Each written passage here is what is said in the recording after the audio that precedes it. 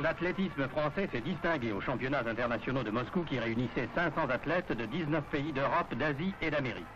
Le 5000 mètres en particulier fut pour Michel Jazy l'occasion d'une performance remarquable. Triomphant sans peine des meilleurs spécialistes européens, Jazy établit avec 13 minutes 50 secondes 2 dixièmes un nouveau record de France. Les lauriers de Jazy étaient encore tout frais lorsque Robert Boger s'aligna dans le 10 000 mètres avec une impressionnante cohorte de coureurs de fond. C'est au 7e kilomètre que Boger rejoignit Ivanov qui menait le train et ce fut au dernier tour un étourdissant coude à coude entre le Russe à la corde et Robert Boger. Conduisant magnifiquement sa course jusqu'au bout, Boger l'emporta en 28 minutes 48 secondes 2 dixièmes, plus de 13 secondes d'amélioration sur le précédent record de France. Après avoir provoqué en Avignon des assauts entre les agriculteurs et les forces de l'ordre, la bataille de la tomate semble évoluer vers l'apaisement. Les mesures gouvernementales suspendant les importations, le souci chez la plupart des paysans d'écarter les provocations extrémistes ont amené une certaine détente. Une réunion à Châteaurnard des maires des Bouches-du-Rhône a posé le problème sur le terrain de la discussion. Cela vaut mieux pour le consommateur que l'émeute ou le barrage des routes. Le roi Paul de Grèce est venu en personne présider les fêtes du millénaire du mont Athos, cet état monastère, enclave du Moyen-Âge dans l'Europe du XXe siècle, dont nous avons évoqué dans notre dernier numéro la longue histoire et la vie secrète. Pour cette grande occasion et à titre tout à fait exceptionnel, le mont Athos est sorti de sa torpeur méditative. Le patriarche Atinagora, l'administrateur civil de l'État, les ministres, les membres des commissions et les patriarches au grand complet ont fait au roi de Grèce une escorte comme on n'en vit jamais dans la petite capitale.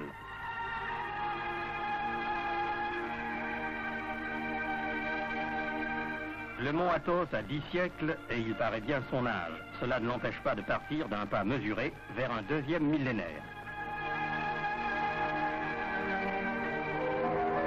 Il ne s'agit ici que d'une histoire vieille de 2 siècles. Au large des côtes canadiennes de la Nouvelle-Écosse, des recherches ont été entreprises pour retirer des profondeurs les reliques des batailles qui se sont déroulées en ce lieu au XVIIIe siècle. La forteresse de Louisbourg était alors le camp retranché des Français luttant contre la suprématie britannique en Amérique. Tandis que les restes des combats navals sont soigneusement recueillis et répertoriés, d'autres équipes travaillent à la restauration des bâtiments de la forteresse, explorant parfois de mystérieux souterrains.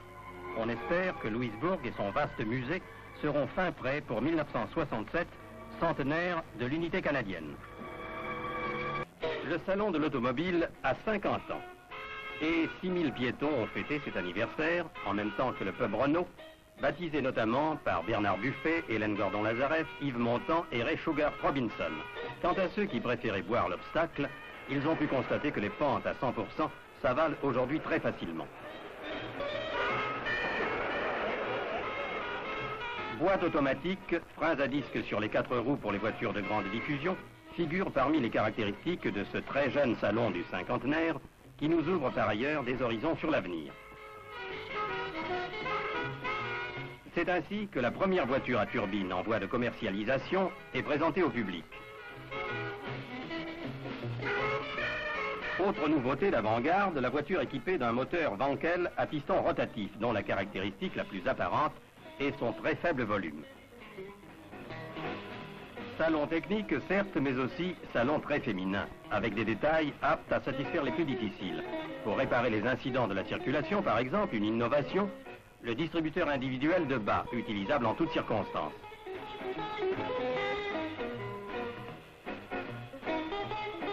En ce qui concerne les voitures françaises de moyenne cylindrée, progrès des 403 en matière de confort,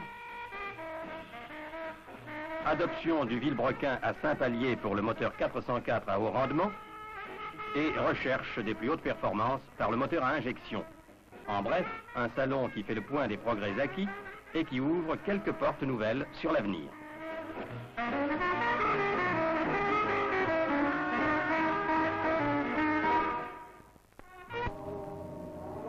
Voici Frank Borman, le commandant de bord, et James Lovell, le copilote de Gemini 7, en route vers la fusée Titan qui va les propulser dans l'espace.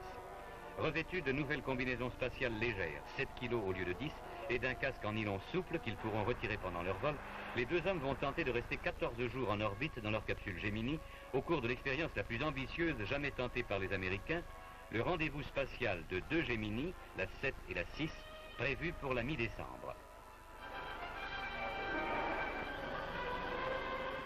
Au même moment, les soviétiques lançaient leur sonde Luna 8, qui allait 3 jours plus tard tenter la gageure de l'atterrissage en douceur sur la Lune.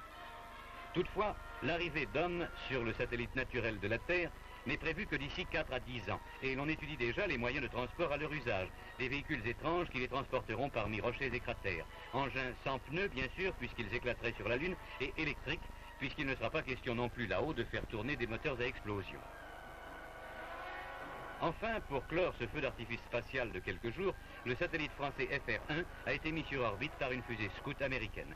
FR1, dont nous voyons ici le montage dans les ateliers français qui l'ont conçu, pèse 60 kg et son orbite très élevée, 800 km, lui assurera une durée de vie considérable. Il est alimenté par 24 panneaux de 160 cellules solaires chacun qui feront fonctionner les installations électroniques de mesure et de transmission permettant à FR1 de réaliser dans l'espace des expériences encore inédites sur la transmission des ondes à très basse fréquence.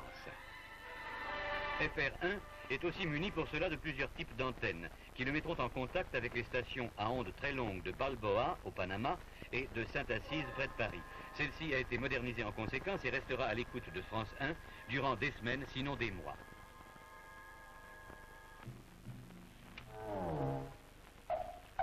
Avant tout combat sur le ring, on se serre la main. Mais ce soir-là, à l'Élysée-Montmartre, le méchant Jim Husset, pourtant britanniquais, se fait bien prier.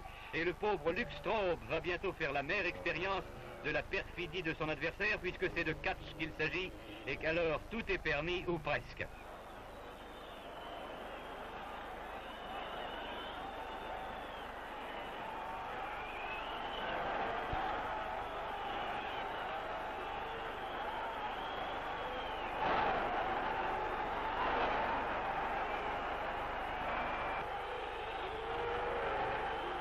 Jim Husset, porteur du maillot à bretelles, on ne sait jamais, a décidément le mauvais rôle. Il faut dire que son style est parfois un peu tiré par les cheveux.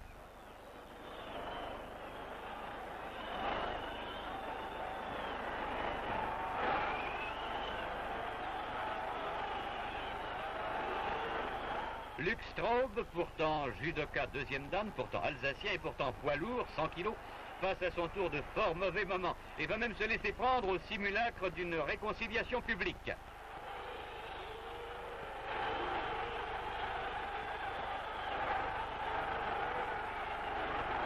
Mais tout a une fin et pour Luke Straub, l'heure de la vengeance est enfin venue. Reprenant in extremis les méthodes peu recommandables de son adversaire, il va redresser une situation compromise et terminer le combat en vainqueur. Et c'est ici que va se nouer le drame, au moment où notre caméraman, n'écoutant que son courage, va tourner le traditionnel gros plan du vainqueur. Tragique erreur devant de tels éléments déchaînés. Et nos assureurs ne doivent finalement leur salut qu'à Luke Straub, accouru comme un proche chevalier au secours du faible et de sa veuve, ou de celle qui aurait pu le devenir. Tout est bien finalement et Jim Husset, le méchant, fait triste figure à la fin d'un bien beau match.